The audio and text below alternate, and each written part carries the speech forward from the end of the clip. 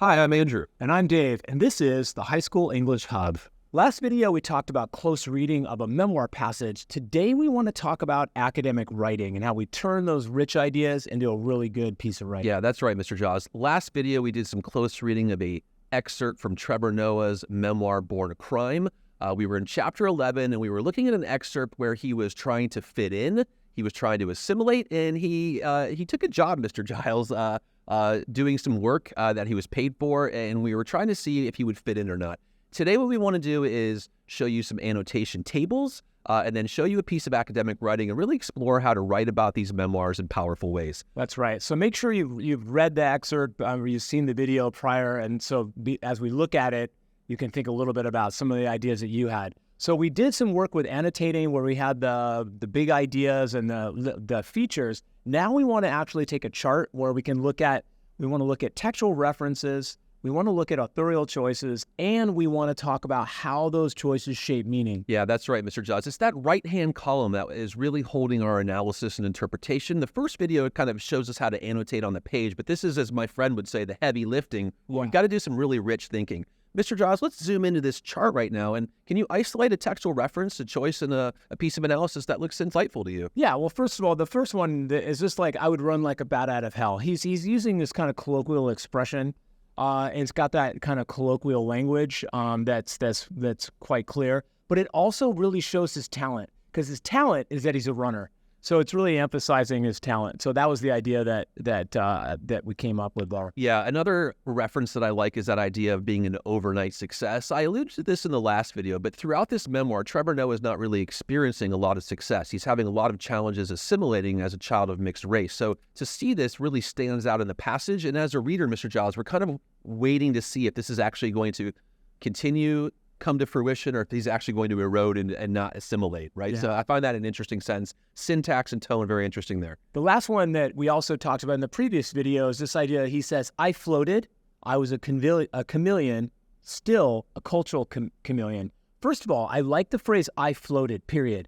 That short syntax and the idea of floating is interesting. Well, one of the conventions in memoirs is looking for really punchy, impactful verbs. Floating is one of those verbs. Yeah, because he's kind of like floating between groups and mixing in groups. I think the word float is perfect. But again, we do see the metaphor of being a chameleon that we talked about previously. This is a really strong aspect of his adaptability. Yeah, definitely. He's trying to assimilate into those different social groups, right? What do you say we go ahead and look at the academic paragraph the student has written and talk about aspects of writing that we find interesting? Yeah, that's great.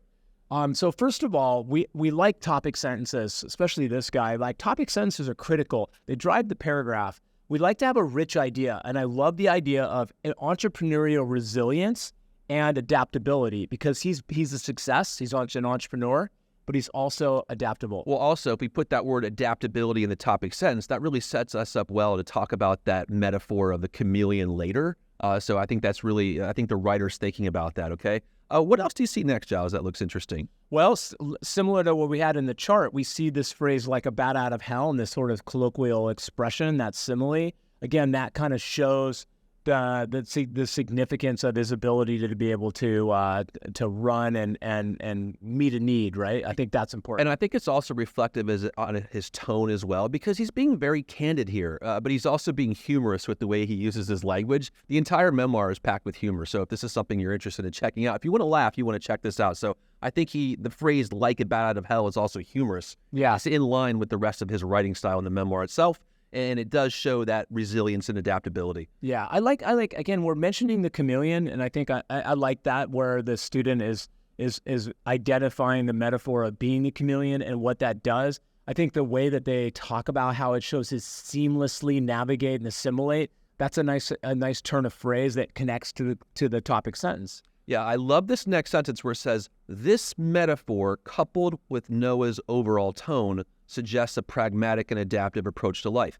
That's what I call stacking features. My students often ask me, how can I include more features when I do my writing? And I say, well, take one idea and see if there are multiple features that you can use to communicate this idea. In this case, the student has taken tone, metaphor, stacked them together to reach greater depths with their analysis. Yeah, that's right.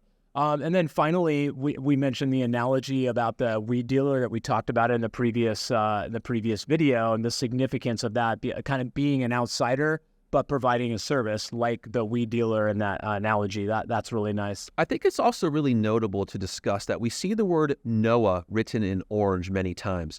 Mr. Giles and I believe that when you're writing about a text, you want to keep the author in the driver's seat. We want to talk about Trevor Noah and the choices he is making as a writer to shape meaning with respect to this text and for the reader. So by constantly referring to Noah, I think it reinforces the idea that he's making deliberate choices, Mr. Giles. He's shaping meaning, so we need to leave him there. Otherwise, we're just talking about the text. Yeah, and our job is to unpack the text, show a rich understanding, and discuss authorial choices. Yeah. I think the student has done a pretty good job, a very good job of doing just that. What do you notice about the concluding sentence, Mr. Giles? Is it linked back to the topic sentence successfully? How are we doing here? Yeah, absolutely. It actually uses the same word of adaptability, which is the part of the chameleon. So yeah, it's a really tight paragraph. Yeah, students, remember, you want to think about that idea in your topic sentence. Not only do you want to weave it through the paragraph, but you do want to lock it together and link it up in that concluding sentence as well.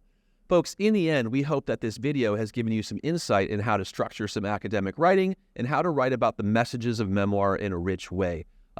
Keep on watching the channel. Come on back. We'll do some more text types. See you next time. Bye, guys. Thanks, guys.